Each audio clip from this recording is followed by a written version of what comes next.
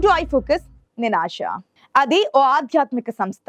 అక్కడ యోగా కేంద్రాన్ని నిర్వహిస్తుంటారు. అయితే అక్కడ బయటకు చెప్పేది ఒకటి, లోపల జరుగుతోంది మరొకటి అంటూ ఆరోపణలు వస్తున్నాయి.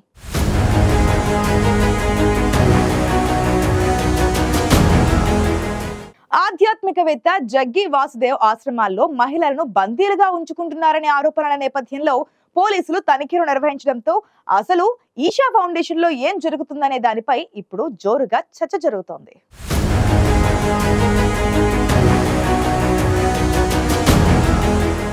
తమిళనాడు కోయంబత్తూర్లోని ఇషా ఫౌండేషన్ చాలా ఫేమస్. ఆధ్యాత్మికవేత్త జగ్గి వాసుదేవ్ యోగా ప్రవచనాలు వినేందుకు చాలా మంది ఆసక్తి చూపిస్తుంటారు. అయితే ఇప్పుడు జగ్గి వాసుదేవ్ చిక్కులో పడ్డారు. జగ్గి వాసుదేవ్కు చెందిన ఆశ్రమాలు, ఇషా యోగా సెంటర్స్లో పోలీసులు పెద్ద ఎత్తున తనిఖీలు చేపడుతున్నారు. కోయంబత్తూర్లో అత్యంత భారీ ఇషా ఫౌండేషన్ ఆశ్రమం ఉంది. అక్కడ కూడా పోలీసులు సోదాలు నిర్వహిస్తున్నారు. దీంతో జగ్గి వాసుదేవ్ ఇషా ఫౌండేషన్లో అసలు ఏం జరుగుతోందనేది ఇప్పుడు హాట్ టాపిక్ గా మారింది.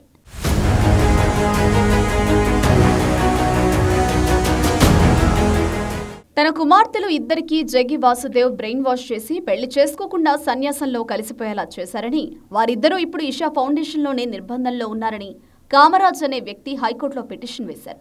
దీనిపై విచారణ జరిపిన హైకోర్టు ఆ మహిళల్ని హాజరుపరచాలని ఇషా ఫౌండేషన్ను ఆదేశించింది.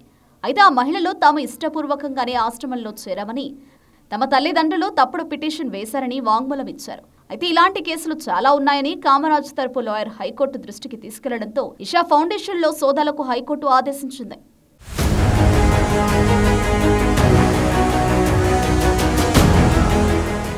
రిటైర్డ్ ప్రొఫెసర్ అయిన డాక్టర్ ఎస్ కామరాజ్ దాఖలు చేసిన హెబియస్ కార్పస్ పిటిషన్ ఆధారంగా ఇషా ఫౌండేషన్లో పోలీసులు తనిఖీలు చేపట్టారు. తన ఇద్దరు కూతుళ్లైన గీతా లతలను ఇషా ఫౌండేషన్లో వారి ఇష్టానికి విరుద్ధంగా ఉంచారని కామరాజ్ అనే వ్యక్తి ఆరోపించారు. కామరాజ్ హైకోర్టులో దాఖలు చేసిన పిటిషన్లో ఇషా ఫౌండేషన్లో చేరడానికి ముందు తన కుమార్తెల వృత్తిపరమైన విజయాలను వివరించారు. కామరాజ్ పెద్ద కుమార్తె గీత ప్రతిష్టాత్మక యూకే యూనివర్సిటీ నుంచి మెకాట్రానిక్స్లో పోస్ట్ గ్రాడ్యుయేషన్ చేశారని వెల్లడించారు. 2008లో విడాకులకు ముందు గీత అధిక జీతం వచ్చే ఉద్యోగంలో పనిచేసింది. గీత తన భర్తతో విడాకుల తర్వాత ఇషా ఫౌండేషన్లో యోగా తరగతులకు హాజరు కావడం ప్రారంభించింది. సాఫ్ట్వేర్ ఇంజనీర్ అయిన ఆమె చెల్లెలు లత కూడా గీతతో అందులో చేరింది. చివరికి శాశ్వతంగా ఆశ్రమంలోనే నివసించాలని నిర్ణయించుకుంది. ఇషా ఫౌండేషన్ తన కుమార్తెల అభిజ్ఞా సామర్థ్యాలను మందగించే ఆహారం, మందులను అందించిందని, వారి కుటుంబంతో సంబంధాలను తెంచుకోవడానికి దారితీసిందని కామరాజ్ ఆరోపించారు.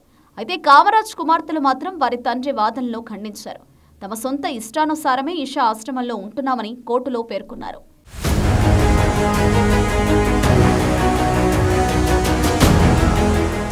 ఇషా ఫౌండేషన్ లాభాపేక్షలేని ఆధ్యాత్మిక సంస్థ. దీనిని 1992లో తమిళనాడులోని కోయంబత్తూరు సమీపంలో సద్గురు స్థాపించారు. ఇషా యోగా కేంద్రాన్ని నిర్వహిస్తుంది. ఇషా యోగా పేరుతో యోగా కార్యక్రమాలను అందిస్తుంది. ఇషా ఫౌండేషన్ పూర్తిగా వాలంటీర్లచే నిర్వహించబడుతుంది.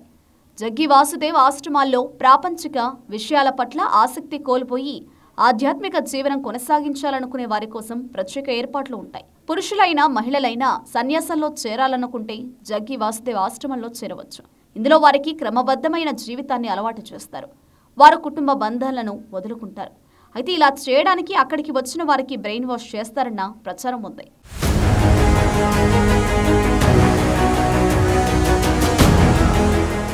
జగ్గి వాసుదేవ్ తన కుమార్తెలు ఇద్దరికి బ్రెయిన్ వాష్ చేసి వారు పెళ్లి చేసుకోకుండా సన్యాసంలో కలిసిపోయేలా చేశారని, వారిద్దరూ ఇప్పుడు ఇషా ఫౌండేషన్లోని నిర్బంధంలో ఉన్నారని కామరాజ్ అనే వ్యక్తి హైకోర్టులో పిటిషన్ వేయడంతో ఈ ఆశ్రమంలో ఏం జరుగుతుందో తెలుసుకునేందుకు పోలీసులు సోదాలు చేస్తున్నారు.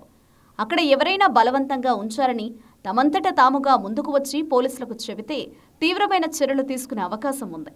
మరోవైపు కోయంబత్తూర్లోని ఇషా యోగా కేంద్రంలో జరుగుతున్న పోలీస్ తనిఖీలపై స్పందించిన నిర్వాహకులు ప్రజలకు యోగా ఆధ్యాత్మికతను అందించేందుకే సద్గురు ఇషా ఫౌండేషన్ను ప్రారంభించారని పేర్కొన్నారు. వివాహం చేసుకోవాలని కానీ, సన్యాసం స్వీకరించాలని కానీ తామెవ్వరిపై ఒత్తిడి చేయమని స్పష్టం చేశారు. ఓవైపు కామరాజ్ ఆరోపణలు, మరోవైపు ఇషా ఫౌండేషన్ నిర్వాహకుల సమాధానం ఎలాగున్నా అసలు అక్కడ ఏం జరుగుతుందనే దానిపై త్వరలోనే క్లారిటీ రానుంది.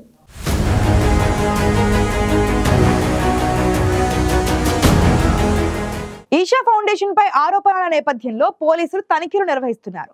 దీంతో అక్కడ వాస్తవంగా ఏం జరుగుతుందనే విషయంపై త్వరలో స్పష్టత వచ్చే అవకాశం ఉంది.